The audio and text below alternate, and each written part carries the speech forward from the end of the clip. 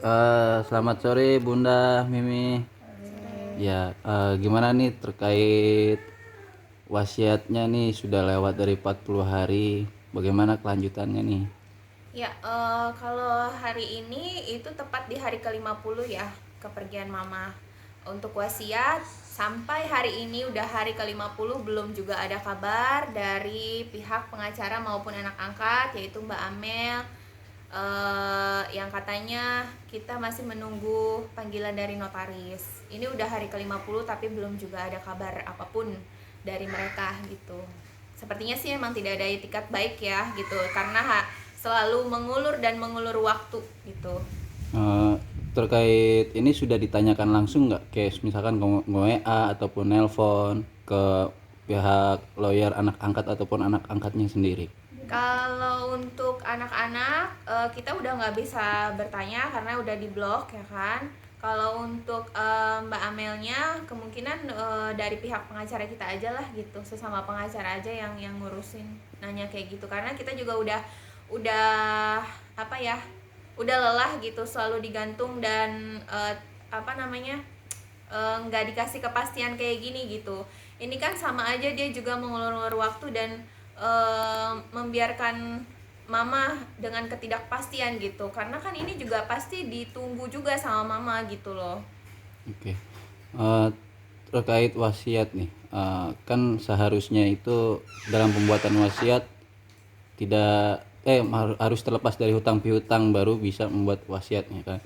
Ini beredar kabar bahwa ada hutang baru yang muncul saat penagihan ini. Apakah benar? Iya, sebenarnya itu bukan hutang baru ya. Justru itu adalah hutang yang memang ditagihkan kepada kami pihak keluarga sejak awal kepergian mama. Itu di hari pertama mama meninggal, sudah ada sahabatnya mama yang menghubungi kami pihak keluarga untuk menagihkan hutang itu gitu loh.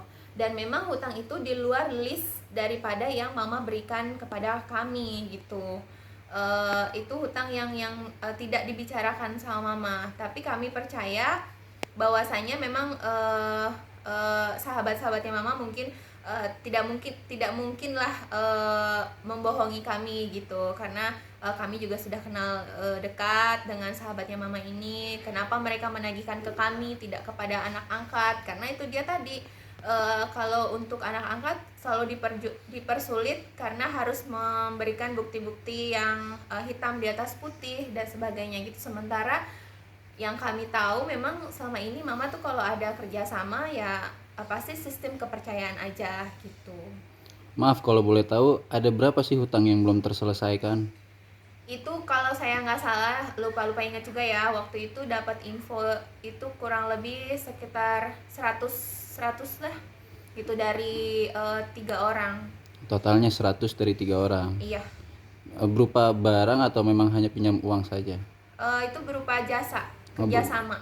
oke. Terkait wasiat nih, jika nanti dalam waktu dekat wasiat dari pihak kuasa hukum anak angkat membuka, apa sudah siap menerima apapun itu isi wasiatnya?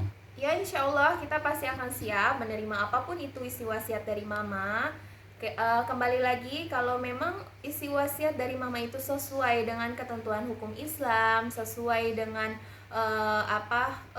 yang sudah disyariatkan, kita tidak akan menolak kok gitu. Kalau memang sudah ada yang diberikan oleh mama untuk anak-anak angkatnya diwasiatkan dan itu sah secara hukum maupun agama, kami akan berbesar hati untuk bisa memberikan kepada anak-anak, karena kami tahu memang anak-anak pun juga mempunyai hak melalui surat wasiat itu, tapi tidak lebih dari 1/3 itu ya. Jadi ketentuan Islam itu sudah mengatur secara hukum agama dan juga hukum negara itu sudah ada ketentuannya gitu loh. Jadi anak angkat ini kan tidak dapat warisan, dapatnya hanya wasiat ya gitu loh.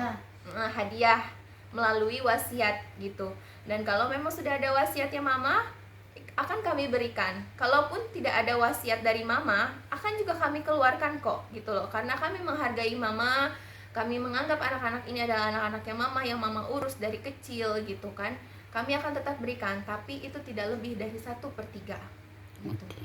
Ini kan ramai ini di perbincangan publik bahwa keluarga kandung sendiri baru hadir ke depan publik saat ini ketika almarhum meninggal nih, seolah-olah ya keluarga kandung tidak peduli semasa hidupnya gitu kan, tidak pernah merawat dia, tidak pernah dekat dengan dia.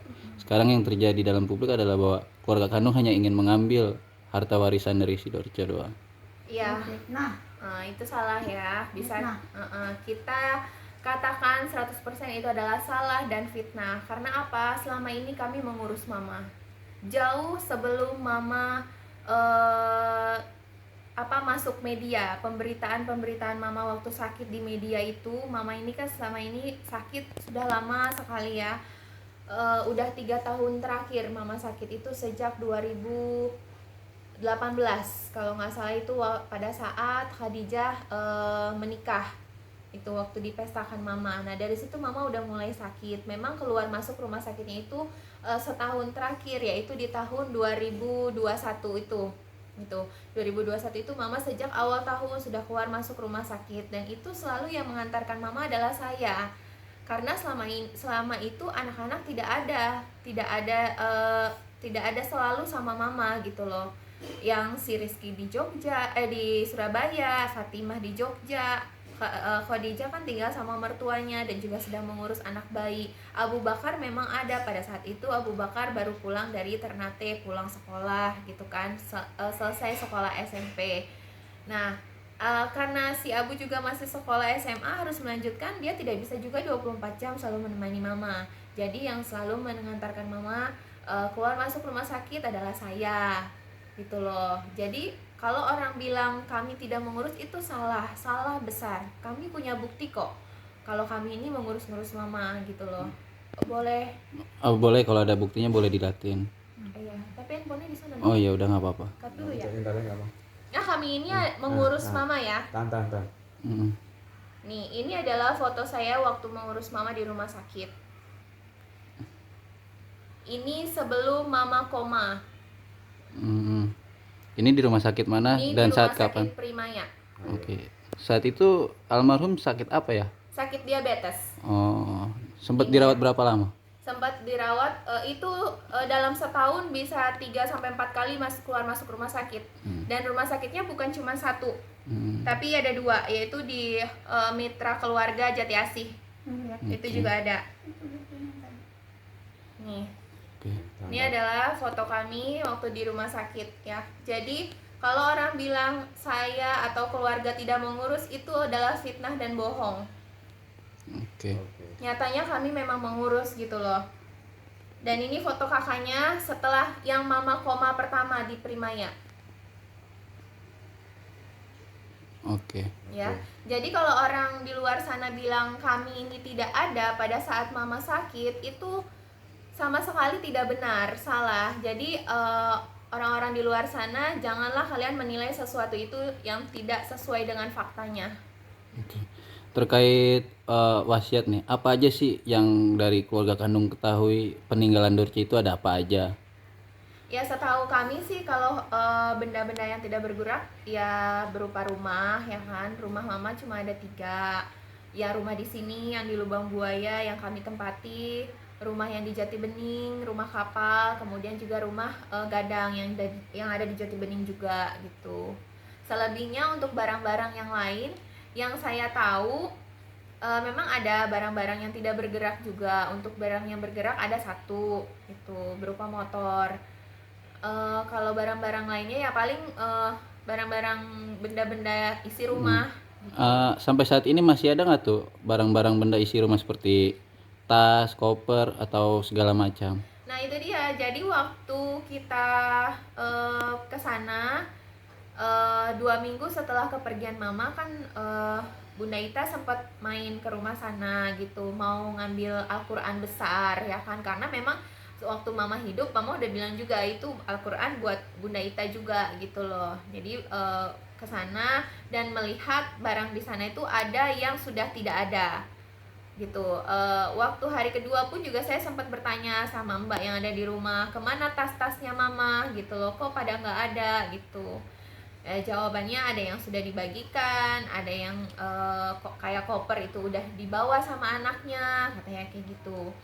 Jadi kalau kita sih sebenarnya kita nggak melarang ya untuk membawa barang itu, silahkan saja kalau anak-anak mau bawa barang-barang mama. Cuman alangkah baiknya kalian memberitahu kami gitu, terutama ibu saya. Kalau memang tidak mau memberitahu saya tidak apa-apa, paling tidak ibu saya gitu kasih tahu, ini ya bunda, kita mau ini, kita bawa ya ke rumah kita, misalnya ke Surabaya atau ke Jogja gitu, jadi kita tahu gitu, jadi kita tidak curiga gitu. Tapi kan selama ini kalian mengambil barang tanpa sepengetahuan kami gitu, seolah-olah kalian ini yang merasa memang kalian tuh berhak segalanya, padahal sebenarnya itu salah gitu loh. Yang berhak itu bukan kalian, yang punya hak itu adalah Bunda Ita selaku kakaknya mama, Bapak Alizar yang ada di Padang itu kakaknya mama. Jadi apapun barang-barang yang kalian ambil, kalau tidak seizin dari Bunda Ita dan juga Bapak Alizar, itu sebenarnya tidak boleh gitu.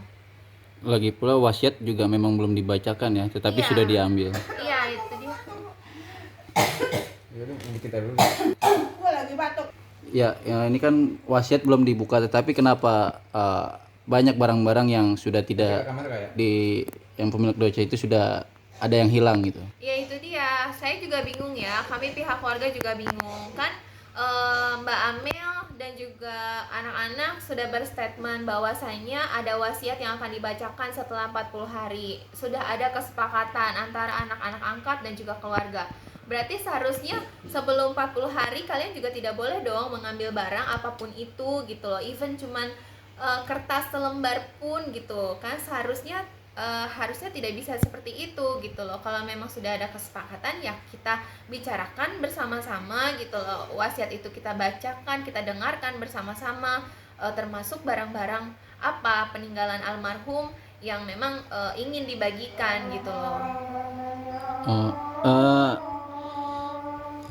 Dari pihak keluarga kandung sendiri keberatan nggak sih jika anak angkat menerima banyak warisan gitu? Kan kalau menurut syariat itu hanya 1/3 untuk bagian anak angkat. Itu gimana tuh nanti? Ya, sudah jelas ya, pasti akan keberatan pihak keluarga. Kenapa? Karena kan itu tidak sesuai dengan syariat Islam gitu loh. Jadi cuman kita tidak mau mengambil apa yang bukan milik kita gitu. Apapun yang sudah diwasiatkan sama mama, saya tekankan lagi, itu akan kami berikan. Yang bukan hak kami akan kami berikan kepada kalian. Jadi untuk kalian itu adalah berupa hadiah, ya hibah gitu kan, melalui surat wasiat yang tidak lebih dari 1/3. Itu pun seharusnya itu adalah setelah harta yang dibagikan setelah dipotong hutang piutang almarhum gitu, setelah diselesaikan segala urusan-urusannya di dunia, itulah yang baru akan kita bagikan kepada anak-anak angkat dan juga kepada keluarga besar gitu. Nah, ini kan lagi ramai juga nih, kemunculan keluarga kandung ini nggak terlepas dari keinginan mengambil harta warisannya. Ini gimana nih ketanggapannya nih? Ya itu salah banget ya netizen ya. Kita ini bukanlah keluarga yang baru datang gitu loh. Kita ini memang keluarga mama yang sudah ada sejak dulu gitu. Jadi bukannya tiba-tiba kami ini ada, bukannya tiba-tiba kami ini muncul setelah mama meninggal gitu. Kenapa kami baru muncul sekarang? Ini dia yang sedang kami luruskan. Kami ingin meluruskan apa-apa yang salah selama ini yang sudah diperbuat oleh almarhum gitu kan, yang tidak sesuai dengan ketentuan Islam. Kenapa? Karena kami keluarganya, kami peduli dengan beliau gitu loh. Kami tidak mau mama itu susah nanti di alam lainnya gitu kan. Jadi kami ingin meluruskan semuanya, apa-apa yang sudah salah selama ini. Selama mama hidup, kenapa kami tidak ada? Ya karena itu tadi, karena mama kan dia yang punya diri, dia yang punya hak gitu kan. Jadi walaupun kami sudah memberikan masukan-masukan, tapi kalau memang mamanya tidak mau menerima, ya kami kan juga tidak mungkin memaksa gitu. Yang jelas kami sudah mengarahkan mama sesuai dengan apa yang sudah ditentukan gitu loh. Tapi kalau mamanya tidak bisa menerima, ya kita kembalikan lagi kepada mama gitu. Namun sekarang kalau mama sudah nggak ada, otomatis semua apa-apa yang menjadi tanggung jawabnya mama semasa hidup itu akan dibebankan kepada kami, dan kami akan bertanggung jawab nanti di hari akhir gitu. Karena kami tidak mau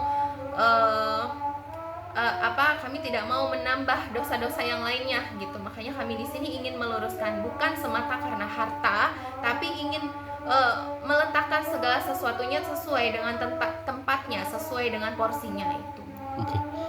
Sempat juga nih ada kabar dari pihak sana bahwa mengatakan bahwa keluarga kandung dari almarhum Dorce ini yang tinggal di luar kota sana, apa benar saat setelah meninggal ini untuk datang ke sini maupun pulang lagi ke tempat tinggal yang di Padang di sana meminta uang ke pihak sana gitu untuk ongkos?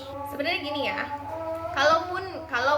kalaupun kita minta uang untuk ongkos saudara-saudara kami yang datang ke sini, itu bukan kami minta uang dari anak angkat, bukan uang pribadi anak angkat, bukan pun uang pribadinya Mbak Amel selaku pengacara, gitu loh. Yang kami minta itu adalah uangnya Mama, karena ya Mama itu sudah dari dulu pun Mama selalu begitu. Mama tuh setiap ada acara, setiap mengundang saudara pasti selalu mengongkosi Mama pulang pergi, baik datang maupun pulangnya gitu loh.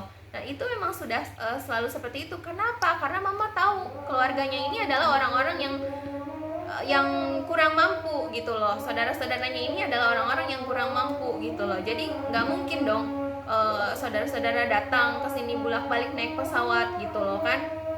Karena itu kan semua pakai biaya gitu. Karena itu memang udah jadi kebiasaan Mama dari dulu terhadap saudara-saudara, karena Mama tahu ya kami keluarga yang kurang mampu gitu. Jadi lagi pula yang kami minta ini bukanlah uang dari anak angkat ataupun uang pribadinya Mbak Amel. Yang kami minta adalah uangnya Mama, hartanya Mama yang memang hak kami. Apa salahnya kami minta gitu loh. Itu kan pulangnya doang. Ya, lagi pula itu yang kami minta pun ongkos pulangnya doang kok gitu loh. Terkait barang yang hilang nih Bunda, waktu itu sempat ke rumah mengambil Quran ya tadi yang dikatakan. Apa aja sih yang hilang yang Bunda lihat di sana yang sudah hilang peninggalan Dorce itu? Iya ya, waktu itu kan dia beli kayak bangku baru gitu kan. Tapi pas dilihat di situ di rumah Gadang tuh udah nggak ada gitu. Entah dia bawa, entah memang dia sempetin ke dalam kamar, Bunda juga nggak tahu gitu. Terus juga kayak waktu itu kan Bunda mau ngambil mau ngambil Quran dulu kan, juga pernah minta sama dia dulu sama Doce, tapi bilang nanti doang gitu. Nah terus emang karena baca Quran tuh udah nggak jelas, terpaksa ngambil Quran yang gede itu. Nah terus karena Bunda udah itu mau pulang ke Padang, mau ngambil koper, tapi pas naik ke atas koper yang bagus-bagus itu udah nggak ada gitu. Nanya sama pembantunya itu yang laki-laki, kemana Pak deh? Tadi kan waktu itu kan Bunda ke sono. Mak, ke kamera itu Maya. Bunda tadi ke sono. Bukan tadi dulu. Ulang. Ayo. 2 minggu yang lalu itu Bunda ke sono. Rencana pengen ngambil Quran besar. Karena memang mau ngaji tuh mata udah nggak ini udah buram gitu kan. Nah datang ke sono minta sama Pak De tuh dibukain pintu, terus ambil Quran, lihat ada Quran tuh ada, terus udah ambil, dan itu pengen ngambil koper karena pengen pulang ke Padang, ada buat tempat baju gitu kan. Pas melihat ke atas koper-koper itu udah pada nggak ada, yang bagus-bagus gitu. Tanya deh sama pembantunya yang namanya Pak De gitu kan. Pak De ini kemana? Koper udah nggak ada, dibawa anaknya katanya gitu. Dibawa si Rizky katanya gitu. Kenapa dibawa? Kok nggak izin katanya. Kok nggak bilang kan anaknya katanya. Ya biar anaknya harus ngomong dulu lah gitu. Emang dianggap apa kita ini? Gitu, kata Bunda begitu. Terus pas mau masuk ke kamar nggak bisa, udah ditutup semua, dikunci atau ditutup nggak tahu lah. Nah, terus dia waktu itu ada di mana di rumah Gadang mana ya, ada bangku itu baru beli kayaknya Dorce tuh, bangku tamu, dan udah nggak ada gitu.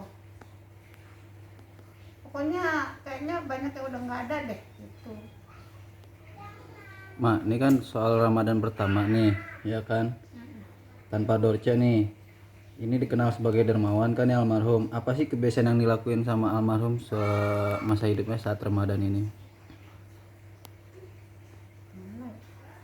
Kayak misalkan ada bukber atau apa? Bagi-bagi ke anak Iya. yatim, kebiasaan almarhum ketika Almarhum. waktu bulan puasa seperti apa sih, Mak? Mimi mungkin yang tahu. Ya kalau kegiatan-kegiatan yang seperti amal kayak gitu memang selalu dilakukan sama mama. Kayak mungkin mama biasanya kalau maghrib nih pergi apa tuh namanya nyari-nyari takjil kayak gitu kan, ngabuburit ya kan. Nah itu pernah juga waktu itu aku diajak sama mama ngabuburit. Nanti di sana mama bagi-bagi gitu, apa yang dibeli nanti dibagi lagi di jalan sama anak-anak misalnya kayak gitu. Atau orang-orang yang kurang mampu lah gitu. Biasanya sih kayak gitu sih. Ada niatan bakal ngelanjutin nggak nih hal-hal yang seperti itu nih oleh keluarga kandung?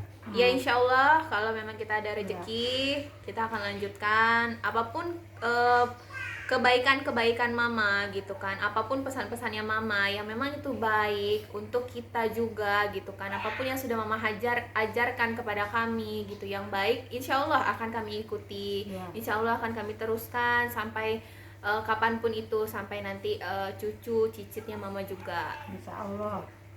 Oke. Komunikasi dengan keluarga angkat gimana nih saat ini nih? Nggak ada. Nggak ada. Kenapa tuh? Kok bisa nggak ada komunikasi? Karena HP Bunda udah diblok. Semua pengacaranya juga udah ngeblok HP Bunda sih. Si anak-anak angkatnya juga udah ngeblok gitu. Jadi susah, nggak bisa ngubungin mereka lagi. Kalau boleh tahu kenapa sih kok bisa sampai diblok gitu? Atau Bunda juga nggak tahu nih sebab apa nih kok bisa diblok Itu gitu? masalah minta itu Surat akte surat kematian. akte kematian kan kita mau ngurus gitu. Dia bilang ya udah fotoin aja gitu kan. Malah dia minta balik. Dia minta lagi katanya biar kita aja ngurusin katanya gitu.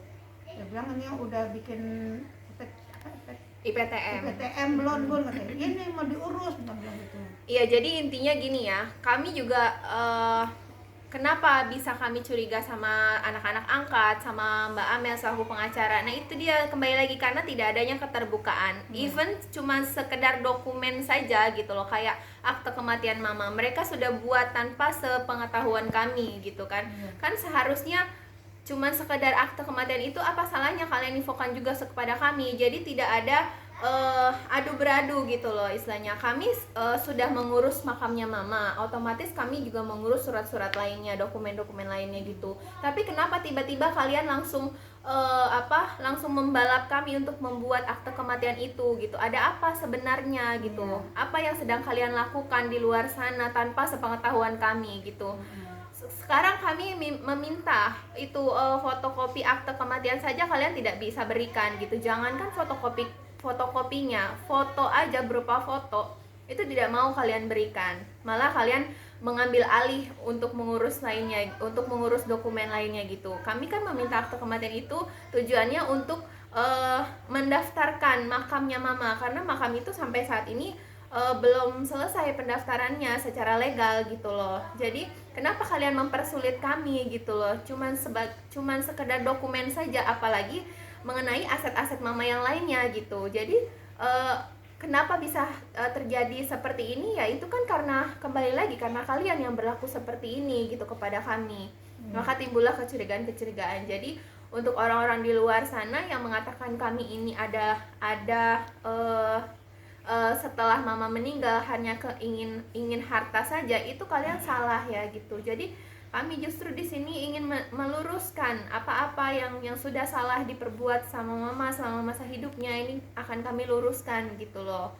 Dan kami akan meneruskan apa-apa yang menjadi urusan mama di dunia ini yang belum terselesaikan itu gitu. Apa sih alasan mereka tidak mau memberi dokumen tersebut saat diminta oleh keluarga kandung sendiri? Nah itu dia, kami juga sudah menanyakan apa alasannya. Mereka tidak pernah mau menjawab apa alasannya, malah mereka mengalihkan dengan yang lainnya gitu. Kayak kita mintakan akte kematian mama, tolong berikan kepada kami fotokopinya karena kami ingin mengurus IPTM, izin makamnya mama gitu loh. Malah mereka minta balik, ya udah bawa sini aja IPTM-nya makam sepupunya mama yang di bawah gitu. Berarti kan kalian mau ngambil alih gitu kan? Iya. Kenapa kalian mau ngambil alih gitu? Kan ini kan sebenarnya udah sih kami aja yang ngurus juga nggak masalah gitu kan. Lagi pula kalaupun kalian ambil alih, kalian kan sudah punya akte kematian akte kematiannya mama, seharusnya kalian selesaikan dong pendaftaran makamnya mama. Kenapa sampai sekarang belum selesai juga gitu loh? Terkait dokumen nih, surat-surat peninggalan Dorce seperti misalkan surat rumah saat ini berada di mana ya? Semua dipegang sama Mbak Amel, pengacara, yang katanya akan didaftarkan ke notaris. Nah, sampai saat ini saja kami ingin menanyakan siapa notarisnya. Kalau memang sudah didaftarkan, mana orangnya? Tapi ternyata Mbak Amel nggak pernah bisa kan menjawab siapa orang itu dengan alasan tidak mau dipublikasikan. Itu hanya alasan saja gitu. Kalau memang tidak ada sesuatu yang sedang kalian kerjakan, terus terang aja kepada kami gitu, nggak usah kalian tutup-tutupi gitu. Karena sampai hari ini semua sertifikat rumah mama, semua aset-aset mama dikuasai oleh kalian semua gitu loh, anak angkat dan Mbak Amel selaku pengacara. Ada apa? Kenapa? Apa yang kalian takuti dari kami? Kami tidak akan merebut apapun yang punya kalian. Silakan kalian ambil kalau memang itu punya kalian. Tapi juga jangan kalian kuasai keseluruhannya, karena bukan hak kalian di sana gitu loh. Ada kakak kandungnya mama yang lebih berhak gitu.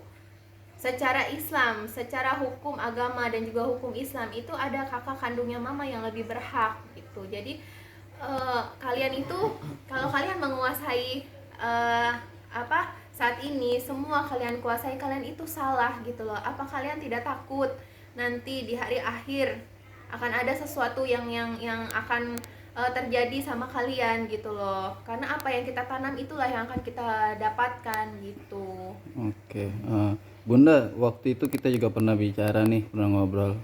Waktu itu Bunda pernah hidup bareng bersama almarhum dan anak-anak angkatnya. Seperti apa sih saat itu? Bisa diceritakan sedikit?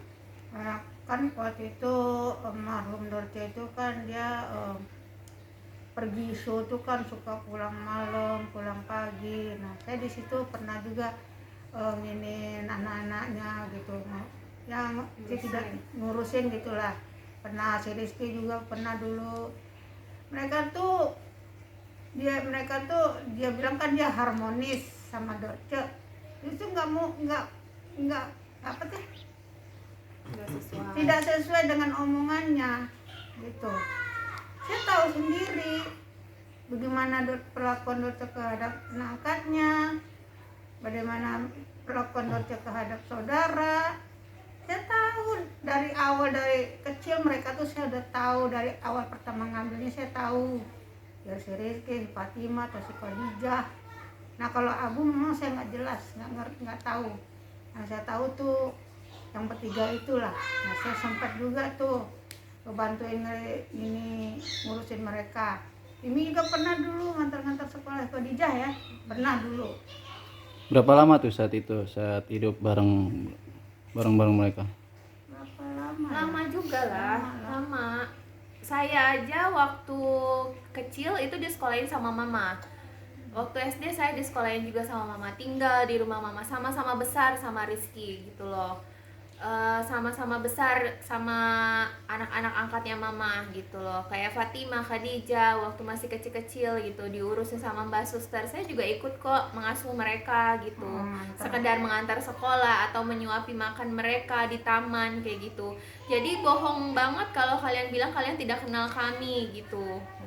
Karena dari kecil pun kalian udah tahu sama kami gitu, apalagi Bunda Ita yang dulu mengurus anak-anak itu semasa kecilnya, bagaimana Rizky waktu di pesantren, bagaimana Fatima dan Khadijah waktu diomelin sama mama sampai diusir. 2 tahun di rumah keponakan saya, dia tinggal diusir sama almarhum. Karena apa tuh diusir? Ya karena Nakalan anak kecil atau memang almarhumnya begitulah lagi terhadap kurang mood gitu. Karena orang. mama kan orangnya mudian ya gitu, mudian ya, mungkin karena mama lagi capek tiba-tiba pulang anaknya mungkin nakal atau tidak bisa dikasih tahu, ya mama akan marah karena moodnya kurang bagus gitu. Jadi mama kan emang orangnya mudian, semua yang kenal sama mama juga pasti tahu kok mama tuh orangnya karakternya seperti apa gitu. Kalau lagi baik memang baik sekali gitu loh, tapi kalau lagi datang emosinya atau moodnya kurang bagus ya pasti juga tahu kok Nah, kalau seperti apa gitu. dia misalnya dia ceritain anak-anak angkatnya ke kita begini, kalau dia marah nih mana angkatnya cerita ke kita begini, ntar kalau dia baik mana angkatnya dia ceritain lagi ceritain lagi kita ke anak angkatnya gitu. Oke. Saat ini kan sudah hampir 50 hari nih ya. Kangen nggak sih ini mengingat-ingat dulu dengan bersama almarhum? Ya kangen sih, kangen saat dia suka minta bikinin rendang, bikinin dendeng, atau minta bikin sop atau manggil gitu kan. Kadang kalau di Padang tuh bunda dia suka dateng nyariin, ntar suruh nginep di hotel bareng-bareng gitu. Sosok almarhum sendiri di mata Bunda itu seperti apa sih? Ya gimana ya, baik sih emang baik, tapi kan dia istilahnya dia tuh labil orangnya gitu, nggak hanya nggak khusus begini aja tuh, nggak bisa dia tuh orangnya begitu, itu orangnya ya labil lah gitu. Ya balik lagi karena mudian ya, mama kan mudian. Kalau lagi datang moodnya baik-baik, kalau lagi datang moodnya kurang bagus ya kurang bagus gitu. Tapi sih kalau untuk kenangan sama mama selama bulan Ramadan tuh banyak banget ya, terutama saya nih kemarin setahun 2 tahun yang kemarin lah gitu, selama bulan puasa itu selalu saya standby di rumah mama sejak jam 8 pagi sampai jam 5 sore itu. Bahkan kadang-kadang pun saya pulang dari rumah mama itu sampai jam 10 malam, jam 11 malam baru bisa pulang gitu, karena menemani mama, karena mama di rumah sendirian gitu, nggak ada temannya. Jadi saya selalu menemani saat mama beraktivitas di rumah, karena kan mama juga sudah 2 tahun terakhir itu sudah mulai berkurang kegiatannya di dalam dunia entertain gitu kan. Jadi mama lebih banyak di rumah, mama lebih banyak beristirahat gitu, bikin karya di rumah saja, berkegiatan paling ya bikin-bikin lagu itu di rumah saja gitu, atau juga kadang di rumah sakit sama saya gitu. Jadi kalau bulan puasa gini biasanya saya datang ke rumah mama dari jam 8 pagi, ntar udah sore Jam 10. ya mau pulang, ma udah boleh pulang belum? Ntar dulu nih beliin takjil dulu misalnya kayak gitu, atau ayo kita naik motor yuk beli apa gitu untuk buka puasa gitu. Ingat juga waktu itu saya pernah, karena mama kan lebih suka tidur sendiri ya di rumah Jati Bening gitu. Pernah mama waktu itu sahur-sahur nge-WA video call, Mi gua masak telur nih, telur ceplok, telurnya gosong katanya gitu. Sedih banget ya orang tua sendirian katanya gitu. Saya sempat bilang juga, mama sini aja di rumah sini kalau mama mau, kalau mama sendirian di rumah gitu. Gak apa-apa lah, nanti juga kalau mati juga sendiri katanya. Mama selalu ngomongnya kayak gitu. Kangen nggak sih dengan suasana saat itu nih? Saat ini kan puasa saat ini kan udah nggak ada nih beliau. Kangen banget ya, kangen lah pasti. Yang dikangenin itu hal apa sih? Ya palingnya itu kayak misalnya Mi beliin gua takjil gitu, atau nanti Mi gua sahur pakai apa ya, lu masakin gua dulu dah gitu. Nanti aku masak ini di rumah, malam suka ngegojekin gitu kan, nganterin. Terus kadang mama kalau malam-malam suka tiba-tiba datang aja di sini gitu, kita lagi sholat taraweh, tiba-tiba pulang sholat, loh kok udah ada mama di rumah gitu, nggak bilang-bilang tiba-tiba datang tidur di sini gitu. Dia sering kesini. Sering. Apalagi semenjak dia sakit dia sering kesini. Kalau dia bilang nih kaki gue bengkak katanya itu, yaudah mah kita berendam air panas ya pakai garam, dipijit-pijitin sama sini gitu. Bengkaknya itu karena apa sih dia sakitnya itu? Bengkak. Diabetes. Oh, diabetes. Sudah lama sakitnya itu? Udah 3 tahun. 3 tahunan lah. Oke. Awal mulanya karena apa itu kok bisa timbul diabetes dia? Apa memang ada gejala atau gimana? Enggak, karena dia tuh masalah makanan nggak teratur, terus itu juga tidurnya juga nggak teratur gitu kan, Kurang istirahat. istirahat. Sempat dibawa ke rumah sakit saat itu berapa? Ya, Dibawa ke sering. rumah sakit. Waktu koma aja dia yang bawa ke rumah sakit. Hmm, Lalu suaminya yang bawa ngangkat-ngangkat ke rumah sakit. oke. Sedikit nih untuk mempertegas. Jadi setelah 40 harian ini wasiat kapan nih dibacakan nih? Apa sudah ada dapat kabar dari pihak sebelah anak angkat atau belum mendapat kabar juga nih terkait pembacaan wasiat? Belum ada sama sekali informasi apapun itu dari pihak anak angkat maupun pengacara, tidak ada kabar apapun. Ini sudah hari ke-50, kenapa kalian belum mengabari kami? Kenapa selalu beralasan tunggu panggilan notaris? Sampai kapan kami harus menunggu? Sebulan, 2 bulan, atau setahun gitu? Ya kan? Jadi kenapa sih kalian selalu mengulur-ngulur waktu? Kalian bilang katanya sayang sama mama, peduli sama mama. Kenapa kalian selalu mengulur-ngulur waktu seperti ini? Ini sama saja kalian